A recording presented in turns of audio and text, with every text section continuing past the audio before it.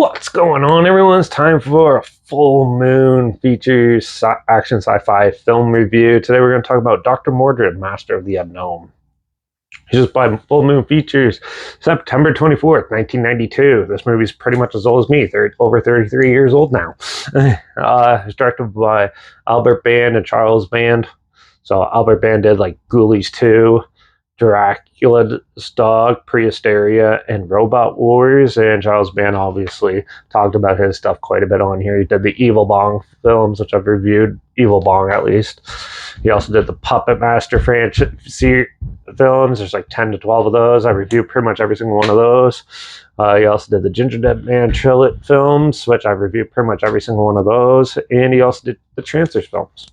So, Dr. Mordrid, Master of the Unknown. Well, Dr. Mordrid is a doctor, and he's guarding the gates to the fourth dimension, and is in modern times in New York-ish area. And he meets this girl, and of course, right when he's getting his life figured out, his arch nemesis Cabal comes and tries to open up the dimension and bring his demon dwellers through, other dimensional beings through, and try to take over the world. So it's up to Dr. Mordrid to fend them off and keep the world safe. Very basic superhero type of storyline. This one definitely felt like a cheesy, didn't really feel like a Doctor Strange type film. It kind of felt more like Superman-ish and stuff. There is some really good characters in this. I was pretty surprised at it, and the character development stuff actually works real well.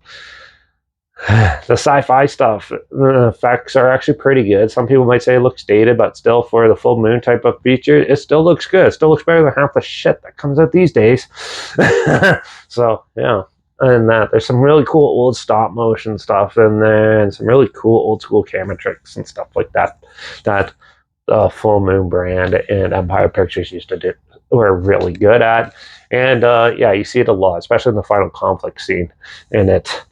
The story itself, pretty basic. Like I said, the characters are good. The acting's not too bad. Some of it's a little cheesy and unrealistic, but yeah, it's up to your taste on how you take that.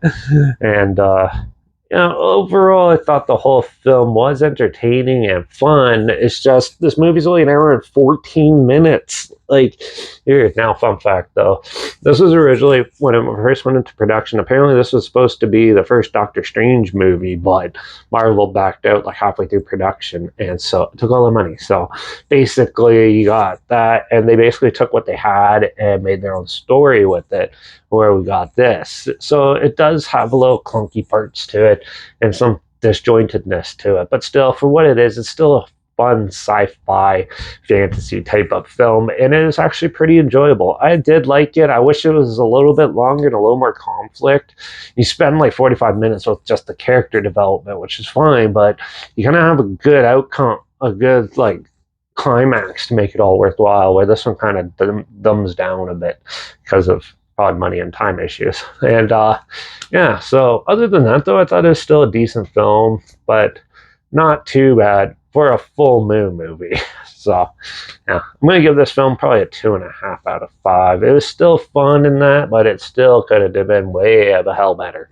So yeah, there's definitely a lot of other good full moon films out there, but it's by far not the worst. Not as bad as horrible Dr. Bones.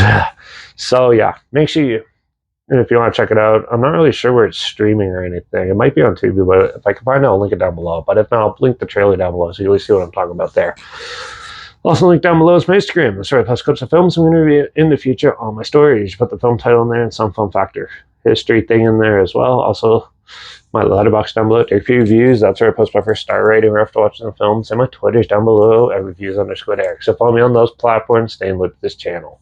Like this video. Share it so more people aware of it. Comment your opinions of the film down below if you have any. If you have any films or film franchise in any genre and on any streaming service I want to hear my opinions on in the future, comment those down below too. I'll try my best to get to them as soon as I can and if I can find them.